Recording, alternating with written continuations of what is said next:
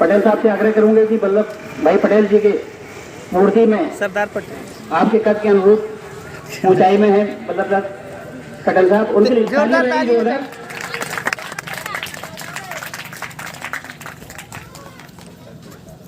लीजिए महापुरुषों के चित्र के समक्ष माल्यार्पण और दीप प्रज्वलन के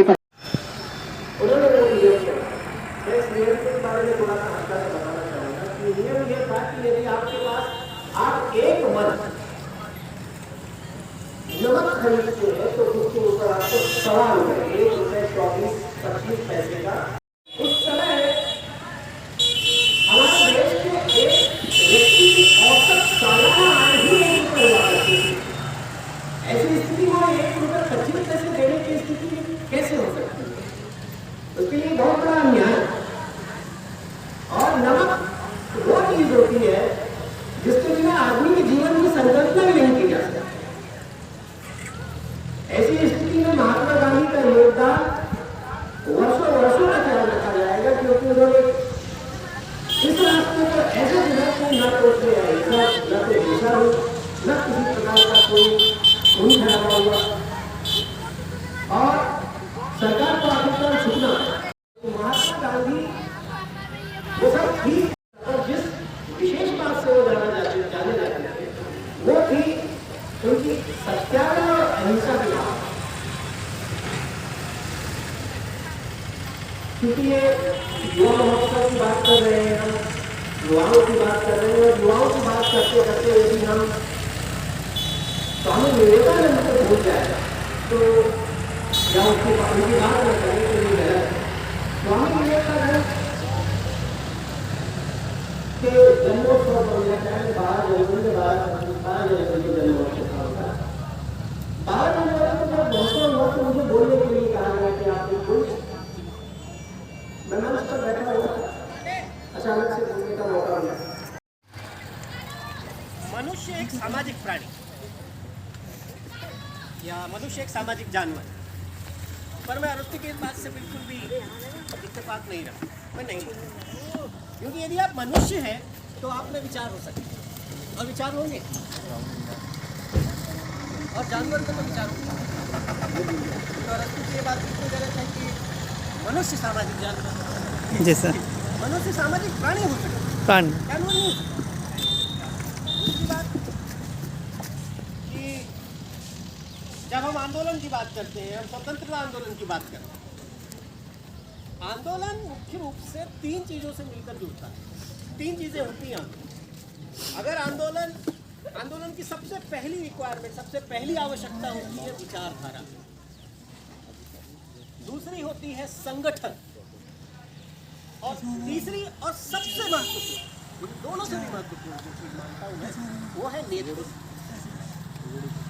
और ऐसा सफल नेतृत्व महात्मा गांधी जी के रूप में, जवाहरलाल नेहरू जी के रूप में, मोतीलाल नेहरू जी के रूप में,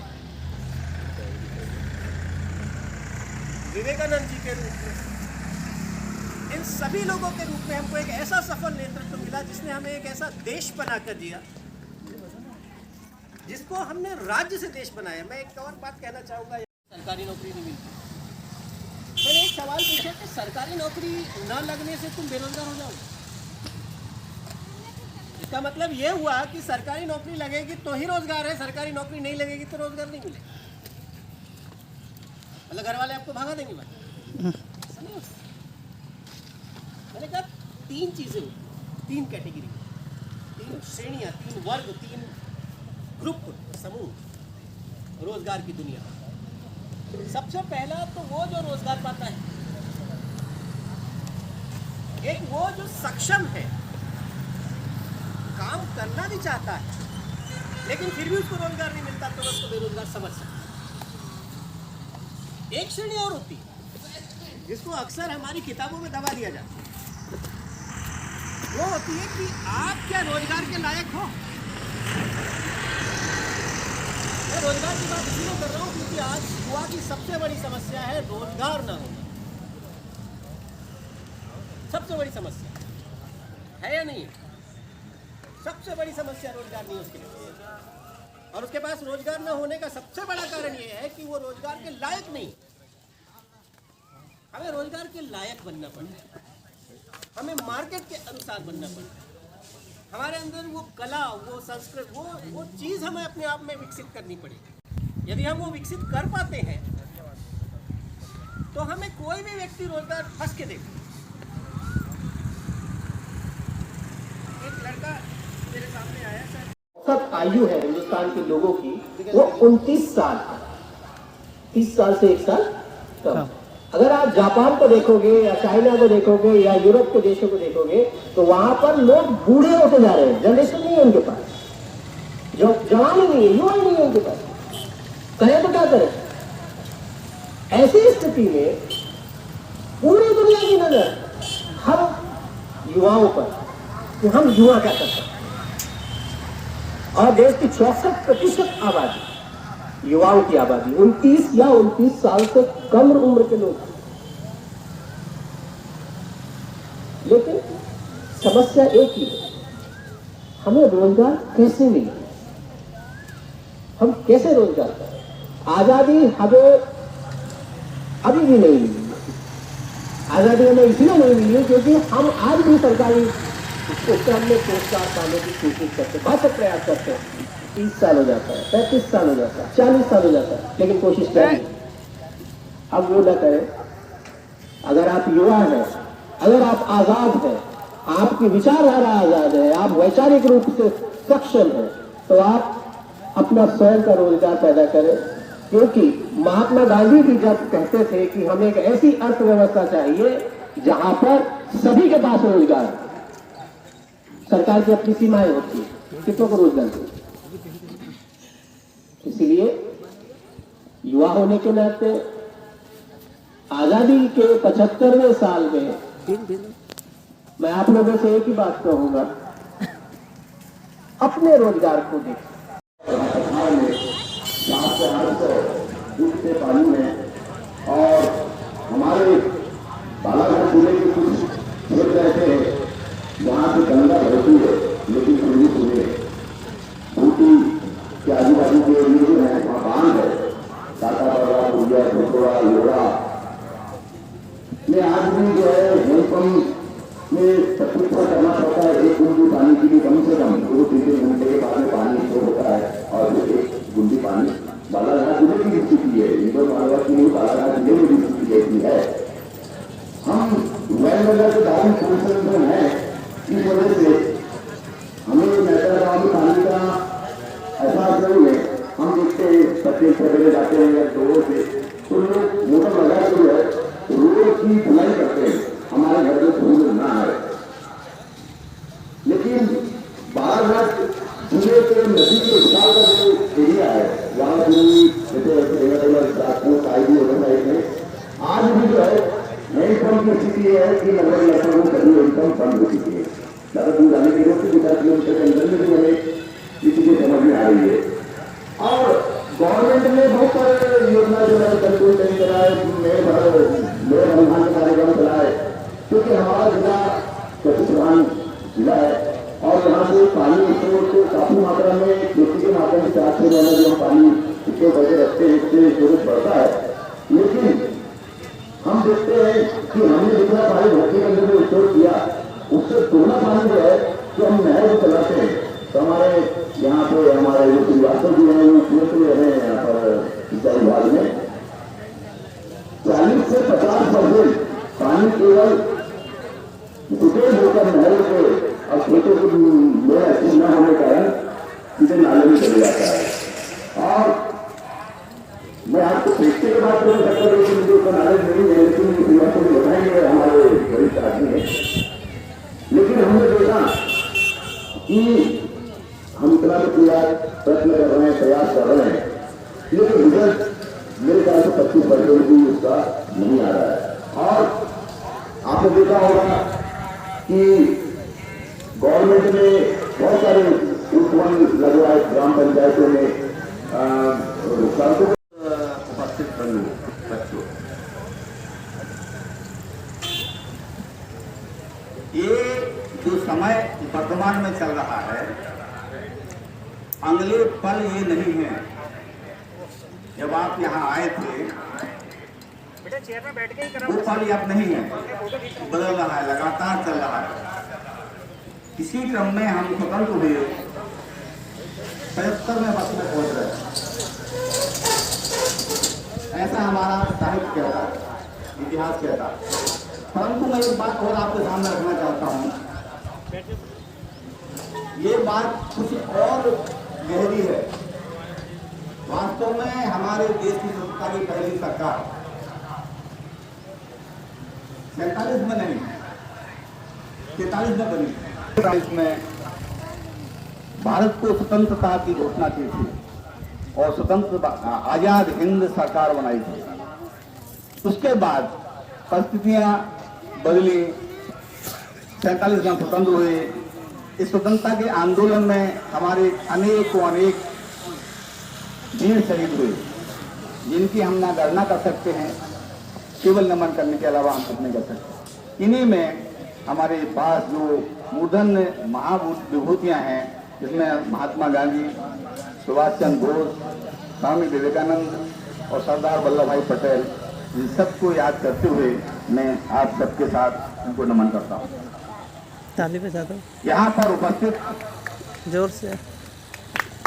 विषय में मेरा विषय है, मैं प्रकृति से संबंधित, किसानों से संबंधित जो भी कचरा है जो हम फेंक देते हैं, प्लास्टिक को, पत्थर को छोड़कर, प्लास्टिक पत्थर नहीं, इसको छोड़कर हमारा जितना भी कचरा है उससे हम अमृत मिट्टी बना सकते हैं।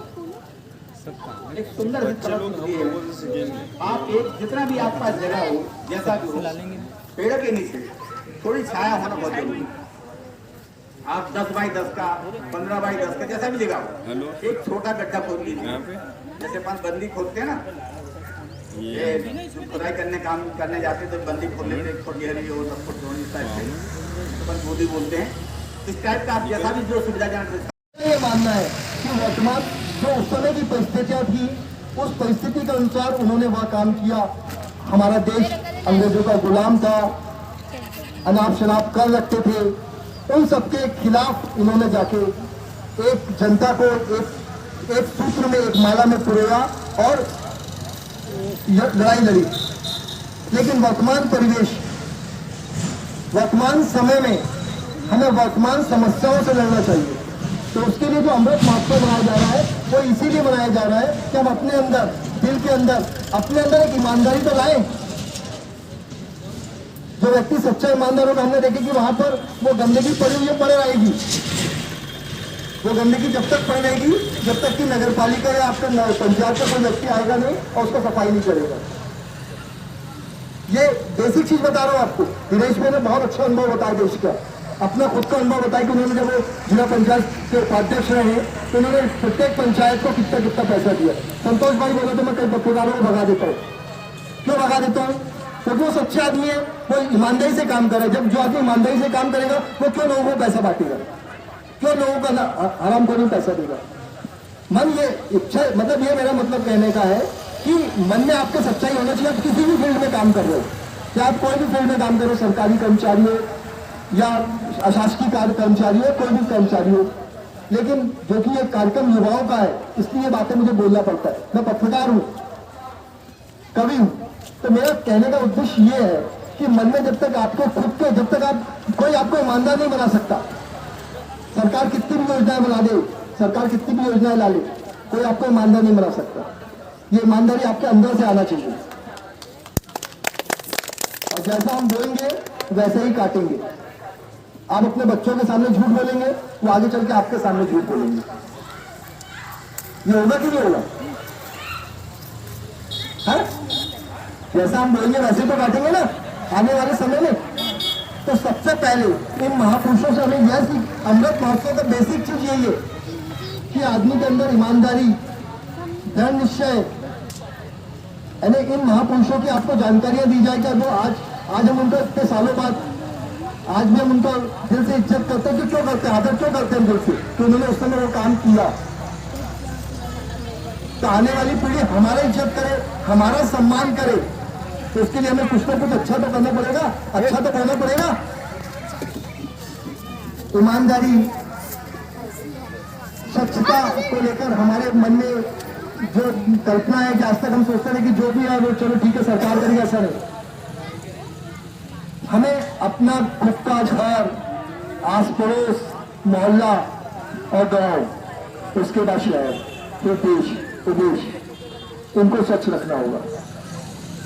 सरकार हर साल प्रतियोगिताएं कराती, कौन सा जिला स्वच्छ है, कौन सा जिला अच्छा है, इनाम रखते हैं। उनकी मंशा यही है कि आप लोग सबसे अच्छे, हम जो कुछ करना हमें खुद करना है। ये बात अगर हम अपने अंदर ला लें, मैं विलेज में मेरा छोटा सा विलेज भी आप जनप्रतिनिधि हो, जगह जगह जाते हो, हम लोग हर चीज का तो ठीक रहा है, वो प्रशासन को देख देते हैं कि सरकार करेगी। सरकार क्यों करेगी? सरकार के पास बेसिक इतने संसाधन भी तो नहीं है जितने उनके पास होने चाहिए। लेकिन हमारे गांव के लोग, कई गांवों में मैंने देखा है कि पानी के लिए वो बहुत ईमानदारी से मेहनत करते हुए लगते हैं। कोई भी जो गलत ट्रैक्टर बढ़ाते हैं, देश प्रेम की जलाइए, दिल में देश प्रेम की ज्योत जलाइए। और इस गांव के लिए स्पेशली तेरा मेरा इसका उसका भूल जाइए, तेरा मेरा इसका इसका भूल जाइए। सबके दिल में है ये सबकी शान है, सबके दिल में है ये सबकी शान है, इसलिए तो जिंदा हिंदुस्तान है, इसलिए तो जिंदा हिंदुस्तान है। भेदभाव भूल के इसको बढ़ाइए, भेद मेरा इसका उसका भूल जाइए। थैंक यू, धन्यवाद। आपका जीवन धन्य है। और यदि आपसे ने सिर्फ जोत लेना ही सीखा है तो मैं समझता हूँ आपका जीवन जीने का हक नहीं है। लेने के अलावा हमें देना भी सीखें।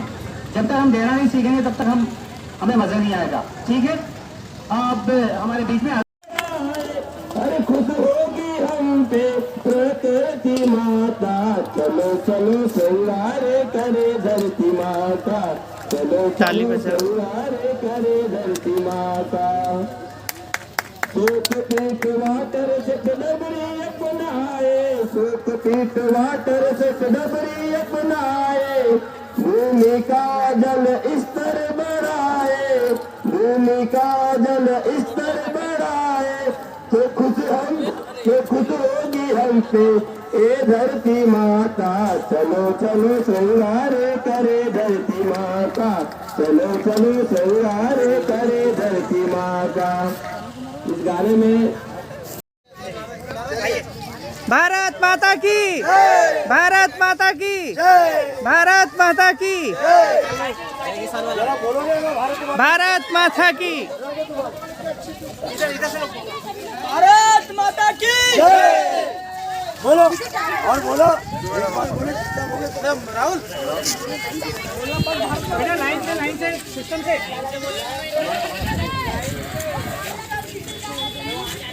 वंदे मातरम, हमसे जो टकराएगा ऐसे नहीं। हम सबने खाना है, हम सबने खाना है।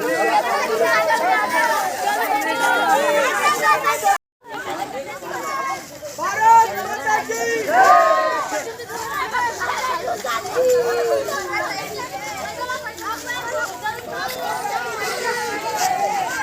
थोड़ा स्ट्रेट रखो।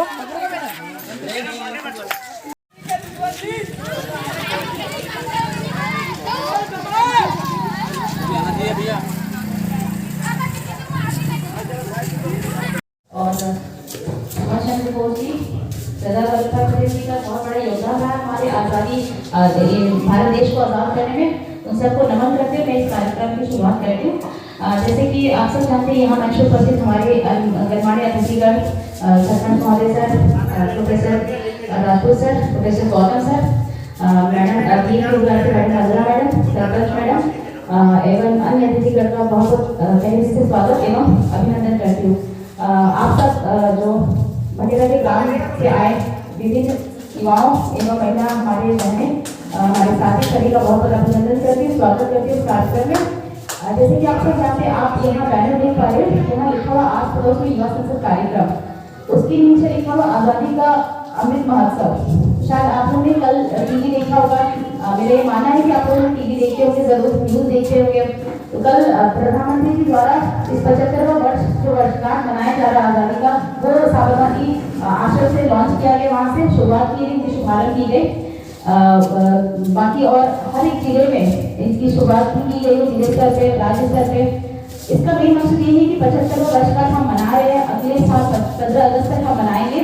तो हर एक दिन को हमें याद करना, हर एक दिन में हर एक जगह कार्यक्रम हो रहे, वहाँ पे जो महत्व जो हमारे फ्रीडम फाइटर्स ने अपने योगदान दिया है, बलिदान दिया है इस देश आगे विभिन्न बाउंड्री ज्योग्राफिकल रीजन के अंदर ही हमारे देश की प्रोडक्ट, हमारी इकोनॉमी धीरे धीरे आगे बढ़ रही है। तो बीच में कोरोना काल में बहुत सारी इकोनॉमी डाउन होने की वजह से बहुत ज़्यादा लॉस भी हो गया था।